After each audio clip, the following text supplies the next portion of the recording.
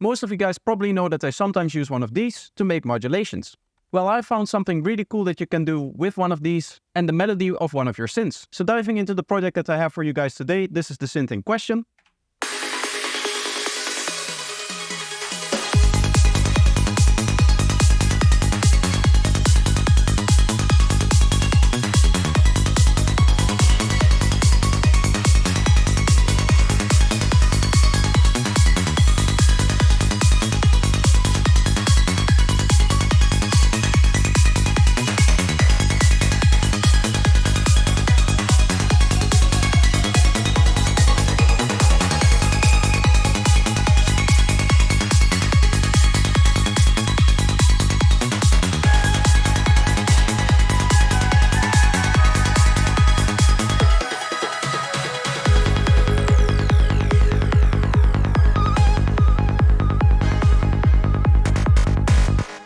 Now, if we just have a quick look at the sound design, you'll see that there's not a lot going on in terms of like cool sound design that I'm doing. I just have two saw waves, both with a couple of voices and a little bit of detune. One is an octave higher than the other one, and it also has a little bit more detune and a little bit more voices. They're both going through the filter over here. And as you can see, I'm using the amp envelope, which is just like this plucky form to also create the filter modulation. Then we have a bunch of different effects. One of them is the saturator to bring out some extra frequencies that we are losing with filtering out the sound. And then we also have a multiband compressor to bring out those frequencies even more, which means that yes, we have that very plucky feeling, but it's still very bright and uplifting in terms of the frequencies that this sound uses. Now, before we continue, I do quickly want to say, if you want to support this channel, there's two very easy ways of doing that. You can check out my products on Gumroad, or you can become one of my Patreons. Patrons will get a bunch of different benefits, like access to a special part of my Discord server, early access to videos, priority in feedback streams, as well as discount code for all of my products on Gumroad. So if you're interested in any of that, check out the links in the description and make sure to go check it out. Now let's get back into the video. The main interesting part though is the MIDI. As you can see, this is the MIDI over here, and it looks very strange. It doesn't look like your average MIDI, and that is because this was played in a very strange way. And you can still see the remnants of the tools that I used to actually play it in. So just to show you how I generated this MIDI, let's just quickly create a new MIDI track. And we're just going to make one long clip here to make the length of the part that we want to record. I'm then going to take another MIDI track here, and I'm going to record from this MIDI track over here. So we're going to set 69 unnamed here, which is this MIDI track over here.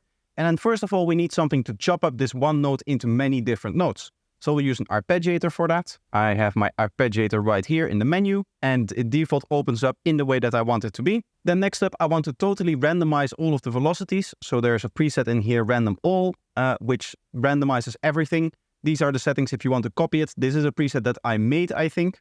After that, we want something that can control the pitch. So we're just going to put a pitch in here. And then finally, we need something to make sure that it stays within the key of the track. The way that I'm going to do that is I'm going to open up the scale here.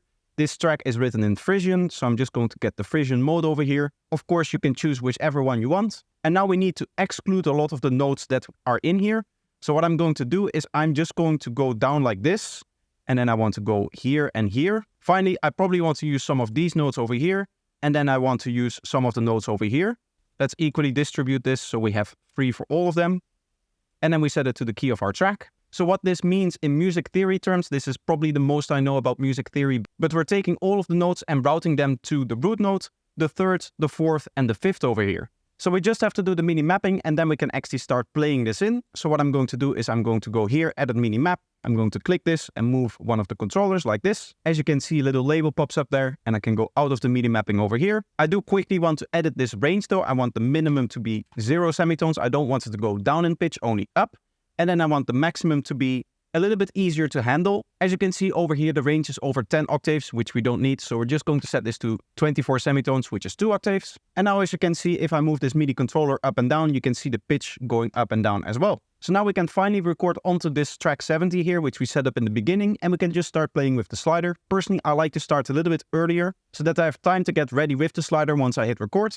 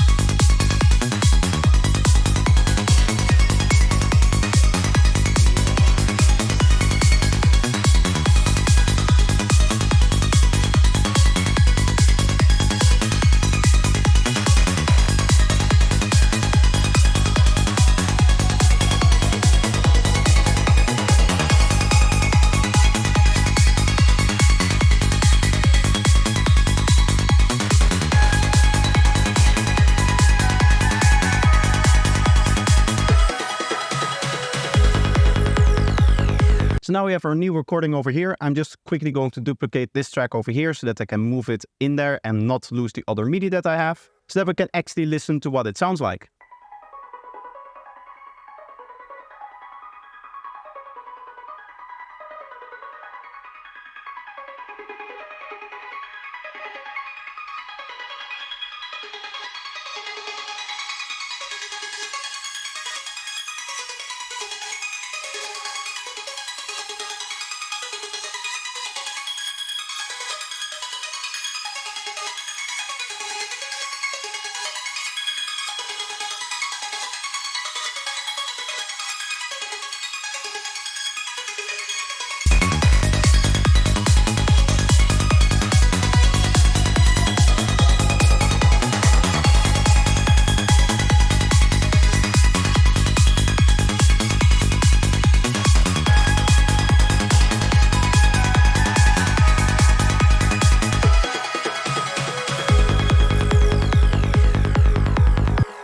The final thing that I want to show today is something cool that I'm doing with this expression control as well as this audio effect track. This is another thing that I learned from Virtual Riot, just like the track that I showed off a few videos ago. What we're essentially doing, because we're randomizing the velocity, we essentially have this random signal in here, but that is integrated in the MIDI.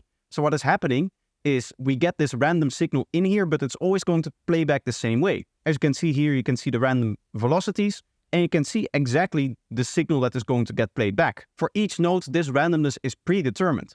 So we can use this if we want a random signal that we can still edit and bend to our needs in a way. So in this case, what I've done is I've linked that velocity to the change selector over here of this audio effect track. And right here, we just have a bunch of different effects. We have a kilohertz reverser, we have a delay, we have a reverb over here.